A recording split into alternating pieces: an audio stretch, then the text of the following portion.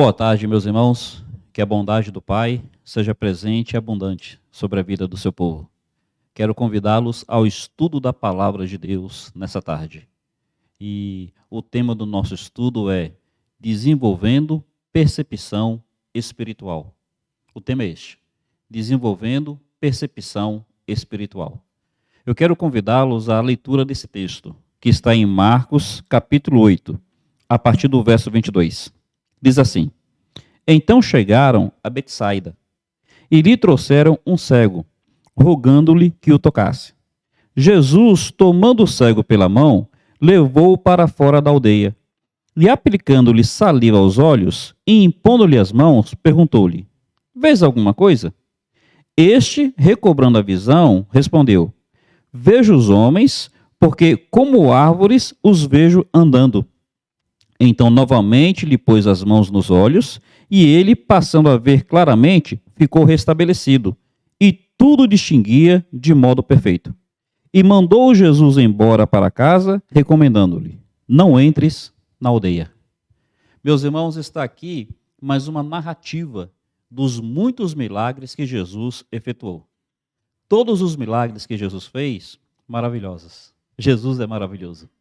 Mas quando nós lemos sobre os milagres, tem três que se destacam por curiosidades específicas, que chamam a atenção. Um deles é aquele milagre onde Jesus liberta um endemoniado, o endemoniado gadareno. É curioso ali, porque é a única passagem onde Jesus conversa com os demônios. As outras passagens, ele nem permitia que os demônios falassem nada, ele logo os expulsava. Mas nessa, ele conversa com os demônios. E ali é curioso que os demônios fazem um pedido para que pudessem entrar nos porcos. E Jesus lhes permite. Então é curioso porque Jesus não só conversa, como até atende o pedido dos demônios, nesse caso específico. Um outro milagre curioso é aquele onde Jesus seca uma figueira. Ali é curioso porque todos os milagres de Jesus foram milagres para abençoar. Aquele foi o único que Jesus fez para amaldiçoar. Percebe aí a curiosidade de cada um dos milagres? E este daqui, ele se torna curioso entre os milagres, porque foi o único que Jesus fez por etapa. Se você percebeu aqui, o homem veio cego, Jesus passa saliva nos olhos dele e pergunta: Vês alguma coisa? E o homem fala: Eu vejo os homens porque parecem árvores andando. Quer dizer, ele via, mas ele não distinguia tão bem. Aí Jesus, então, toca de novo e o cura completamente. Então, é curioso este milagre aqui por causa disso, porque foi feito por etapas. Eu queria tirar algumas lições. E eu entendo que a lição principal aqui está falando sobre a percepção espiritual que Jesus traz ao homem. Veja bem, se não é este, talvez o tema principal deste milagre. Se você observar um pouquinho antes, no contexto, Jesus já havia chamado os discípulos a considerarem aquilo que viam. Observa, por favor, um pouquinho antes, ainda no capítulo 8, ele diz o seguinte, verso 17. Jesus, percebendo, lhes perguntou: Por que discorreis sobre não terdes pão? Ainda não considerastes, nem compreendeis? Tendes o coração endurecido? Tende olhos e não vedes? Tendo ouvido, não ouvis? Nem vos lembrais? Percebe que um pouco antes, ele já tinha chamado os discípulos para: olha, vocês precisam ter mais percepção espiritual. Vocês precisam ter mais compreensão do que eu estou fazendo e de tudo que está acontecendo. Vocês ainda não consideram? Vocês ainda não percebem? Então, um pouco antes, a narrativa já mostra Jesus chamando os seus discípulos a ter um pouco mais de discernimento, um pouco mais de percepção. E imediatamente na narrativa vem esse cego, onde no primeiro momento não enxergava nada, no segundo momento enxerga parcialmente, e no terceiro momento enxerga tudo de forma plena. Meus irmãos, Jesus nos convida ao discernimento espiritual. Jesus diz que nós não devemos ser mais como meninos, levados de um lado para o outro, agitados por todo o vento de doutrina. Jesus fala que nós precisamos realmente desenvolver maturidade.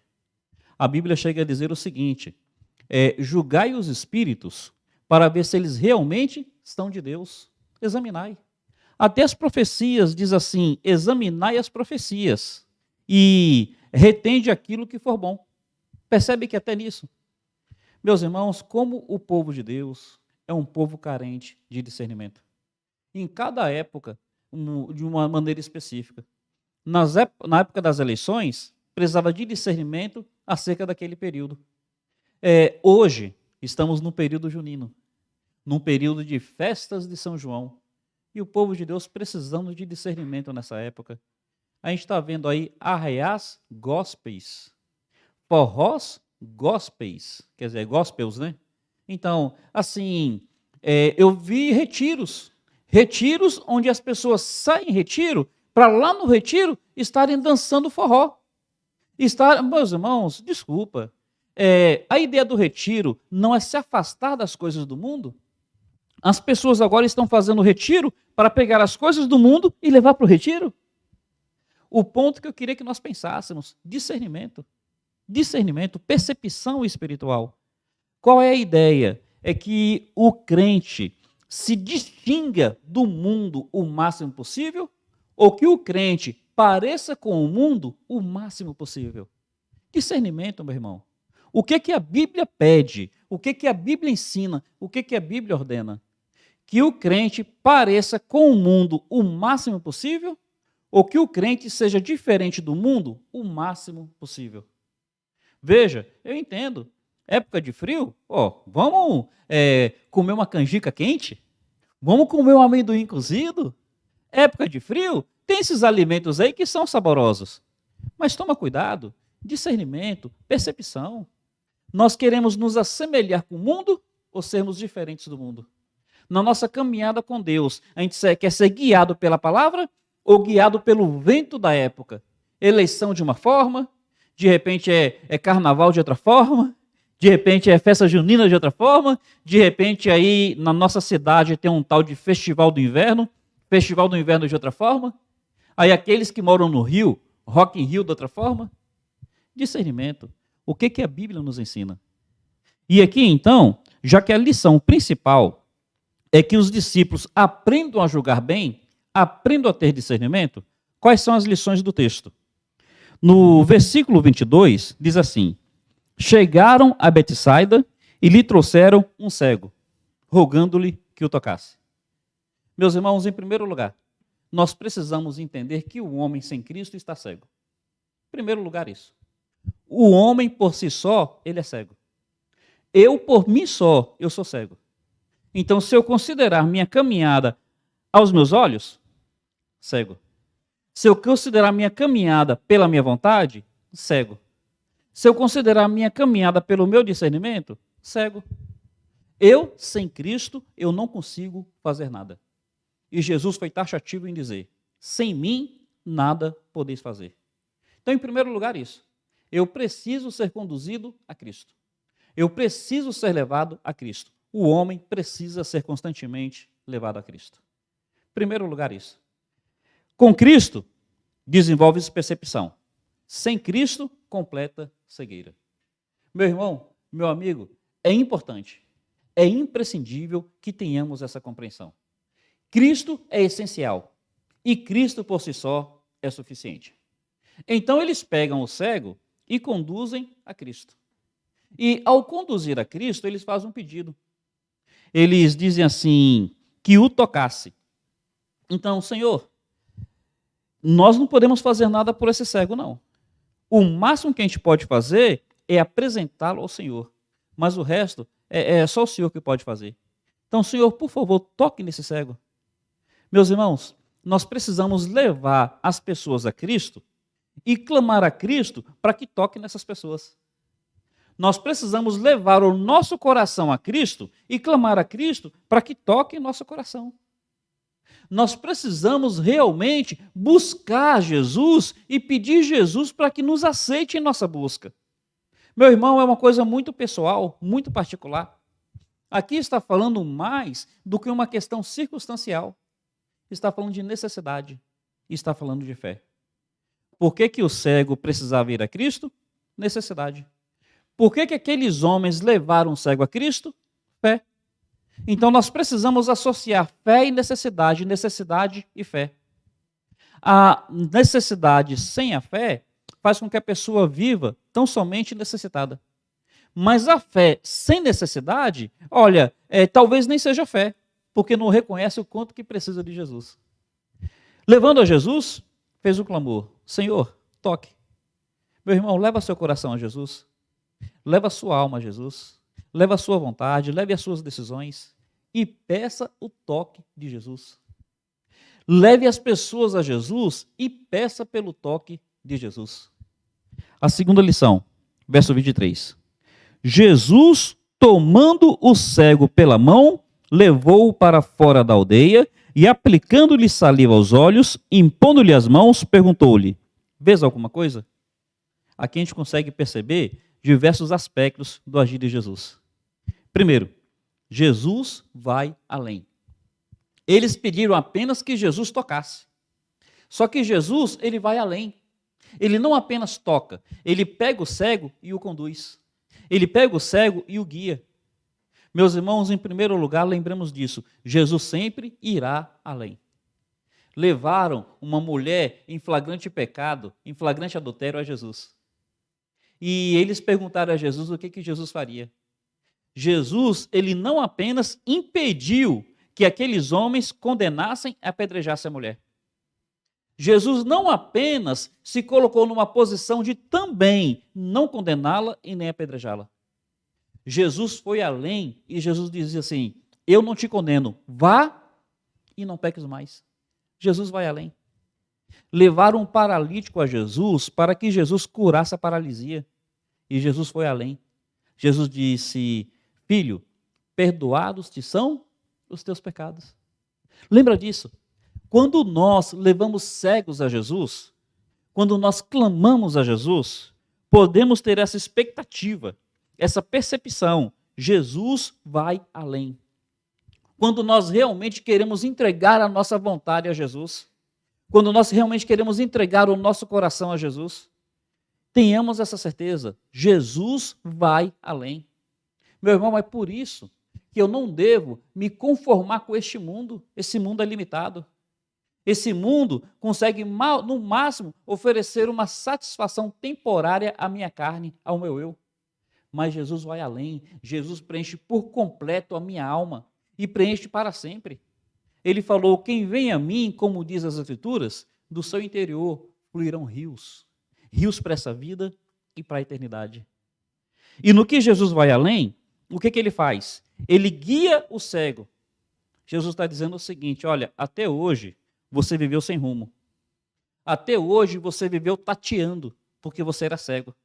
Até hoje você vivia dando topadas e tropeções. Quando muito, você era guiado por outros homens. Mas a partir de agora, você não vai mais tatear, não. Eu vou guiar a sua vida. A partir de agora, você não vai ter mais tropeções e nem topadas. Eu vou guiar a sua vida. A partir de agora, você não precisará ser guiado por outros. Você vai ser guiado por mim mesmo. Meu irmão, Jesus vai além. E é assim que nós temos discernimento, quando nós nos permitimos ser guiados por Jesus Cristo e apenas por Jesus Cristo. No Velho Testamento, devido à questão mosaica, o homem precisava de sacerdotes. O homem precisava de intercessores. O homem precisava de intermediários. Mas agora, quando o véu se rasgou, nessa nova dispensação, em Jesus Cristo, eu sou o meu próprio sacerdote. Em Jesus Cristo, eu só tenho Ele como intermediário. Eu não preciso de outros homens. Veja, não é arrogância. Não é aquela independência de achar que eu não preciso da igreja. Mas é saber que agora é Cristo que me guia. Eu só preciso levar o meu coração a Ele e pedir o toque dEle. Permitir-me ser guiado por Jesus. E aí, mais uma vez, é para a gente pensar. As decisões que nós tomamos em determinadas épocas de ano, será que nós realmente estamos sendo guiados por Jesus? Quando o crente participa de escola de samba, está guiado por Jesus? quando participa de bloco de carnaval, está guiado por Jesus? Quando o crente participa de eventos do mundo, está guiado por Jesus? Quando o crente traz coisas do mundo para o ambiente evangélico, está guiado por Jesus? Eu tenho certeza que não. Eu tenho certeza que não. É vento de doutrina, é modismo, é se conformar com o mundo. Meu irmão, permita-se ser guiado por Jesus. É assim que você desenvolve percepção espiritual. Ele era cego e agora, sendo guiado por Jesus, os olhos dele começarão a se abrir. Os olhos dele começarão a ter discernimento, a ter percepção. O texto aqui diz o seguinte: Jesus tomou e levou para fora da aldeia. Meus irmãos, olha, Jesus nos leva para fora desse mundo sem Deus. Este é o significado de igreja. Igreja é uma palavra transliterada que vem de dois termos gregos, ekklesos, ou ekklesia. Ek de expirar, não é pôr para fora? É expulsar, não é pôr para fora? Então, ex ou ex é sair, é retirada, é para fora. E klesos quer dizer chamado. Eclesia, chamados para fora. Assim como esse homem está sendo levado para fora da aldeia por Jesus Cristo, em Jesus Cristo nós somos chamados para fora do mundo, meu irmão. Em Jesus Cristo nós somos chamados para fora desse sistema sem Deus, para fora desses comportamentos, para fora dessas práticas, para fora desses baixos valores morais. Meu irmão, Jesus nos leva para fora e a nossa percepção espiritual se desenvolve quando nós somos guiados por Jesus Cristo para fora da nossa carne, para fora do nosso eu, para fora do nosso pecado, para fora desse sistema mundano. É por isso que a Bíblia é tão clara, tão taxativa em dizer: sai dela, povo meu, sai do mundo. A amizade com o mundo é inimizade contra Deus. É por isso que a Bíblia é tão taxativa em dizer isso. Não ameis o mundo, nem as coisas que no mundo há. Aqueles que amam o mundo, o amor do Pai não está neles. Meus irmãos, considere a palavra. Permita-se ser guiado por Jesus. Se o que está sendo ensinado não condiz com a palavra, é coisa do homem, e a coisa do homem pode ser rejeitada. Mas se o que está sendo apresentado aqui condiz com o que a Bíblia ensina, reflita. Jesus está te guiando. Reflita. Você está tendo percepção espiritual? O texto continua dizendo: guiado para fora da aldeia, aplicando-lhe saliva aos olhos. Por que Jesus passou saliva? Em outras passagens, Jesus cura apenas com uma palavra. O cego Bartimeu: o que queres que eu te faça? O cego fala: Senhor, que eu veja. E Jesus fala: vai, a tua fé te salvou. O cego saiu enxergando. Com o cego Bartimeu foi apenas uma palavra, e com esse homem a saliva. Por quê? E aqui eu vou fazer apenas uma aplicação, que eu não conseguiria entender necessariamente o porquê a saliva. Mas a aplicação que eu faria é a seguinte: submeta-se à maneira de Jesus, ainda que naturalmente você não aceitasse isso. Vamos concordar? Naturalmente ninguém aceitaria saliva no seu rosto. Eu estou conversando com alguém, e quando esse alguém, de alguma maneira, ele fala e saliva sai dele, pega em mim, olha, a vontade na mesma hora é passar a mão no rosto. Eu, às vezes, estou falando e me empolgo, tem hora que eu percebo que no que eu falo, eu acabo saliva nos outros. E eu fico tão envergonhado com isso. Então, não é verdade que nós não aceitaríamos saliva no nosso rosto? Olha, o que eu consigo perceber aqui é isso. Ainda que nós não entendamos a maneira de Jesus fazer, submetamos-nos. Ainda que a nossa consciência, a nossa percepção, ainda que o nosso costume não seja um que, de primeiro momento, entenda e aceite, submeta-se. Se é Jesus, eu quero na minha vida. Se é Jesus, eu permito na minha vida. Meus irmãos, o que eu tiraria de aplicação aqui seria nesse sentido. Mas então Jesus impõe as mãos e lhe pergunta: vês alguma coisa? Jesus está chamando aquele homem a considerar o que Cristo está fazendo na vida dele. Se o que Cristo está fazendo na vida dele é real, e se já é suficiente. Vês alguma coisa? Aquele homem, ele vai dar uma resposta que está o coração da passagem.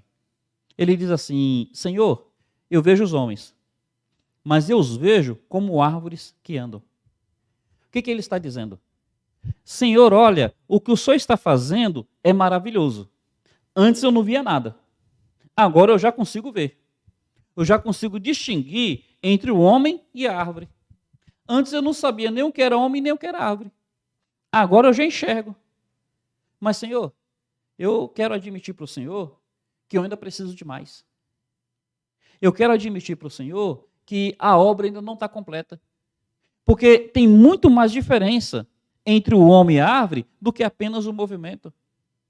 Para mim, antes eu não via, não sabia diferir homem de árvore. Agora eu consigo ver a diferença. Mas parece que a única diferença que eu vejo é o movimento. E tem mais diferença do que isso. O que esse homem está dizendo? Que a obra nele ainda está incompleta. Quando Jesus fala, vês alguma coisa, Jesus está pedindo, está dando àquele homem a oportunidade de abrir o coração. Está dizendo assim, olha, eu já fiz algo, está satisfeito? É o suficiente? Ou você quer ir além?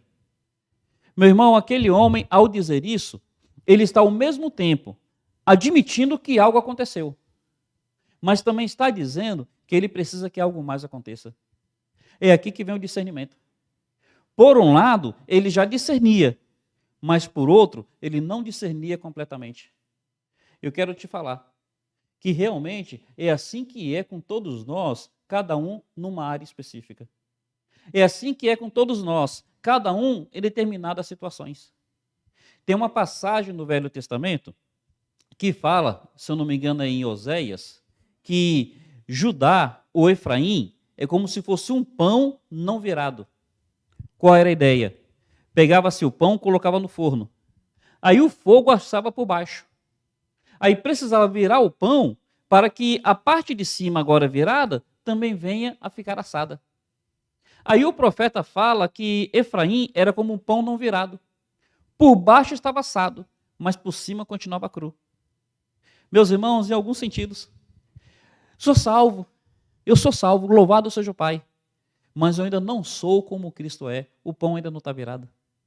Tem alguns que professam salvação, mas não vivem santificação, o pão não está virado. Meu irmão, como é que está a sua vista? Vês alguma coisa? Você está sendo um pão não virado, você reconhece isso? Infelizmente, a nossa realidade hoje tem sido de muitos pães não virados. De muitos pães que estão assados por baixo, mas crus por cima. Muitos estão sem discernimento. Veem os homens como árvores que andam. Agora há pouco eu falei sobre crente participar de coisas do mundo e de crentes trazerem coisas do mundo para o ambiente evangélico. E tem pessoas que vão achar que eu estou exagerando. Percebe a falta de percepção? Percebe a falta de discernimento? Olha, eu acabei de dizer que na Bíblia, a Bíblia ensina que o princípio de Deus é que o crente seja diferente do mundo o máximo possível. A Bíblia ensina isso, que o crente deve ser diferente do mundo o máximo possível, deve ser luz e deve ser sal. Mas as pessoas querem vender uma outra forma de evangelicalismo, o crente parecer com o mundo o máximo possível. Meu irmão, isso não é ser luz, isso não é ser sal, isso é falta de percepção. Isso é falta de discernimento. Vejo os homens, mas eu vejo como árvores que andam. Vês alguma coisa? Jesus convida aquele homem a abrir o coração. Desse jeito, tá bom? Enxergar apenas dessa forma é suficiente para você? Ou você quer ter uma percepção completa? E aí, então, aquele homem abre o coração. Abre o seu coração com o Senhor.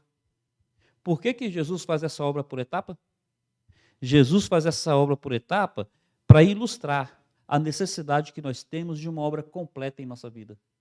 E Jesus faz essa obra por etapa, perguntando àquele homem, para que ilustre também a necessidade de nós abrirmos o coração e pedir para que a obra seja completa.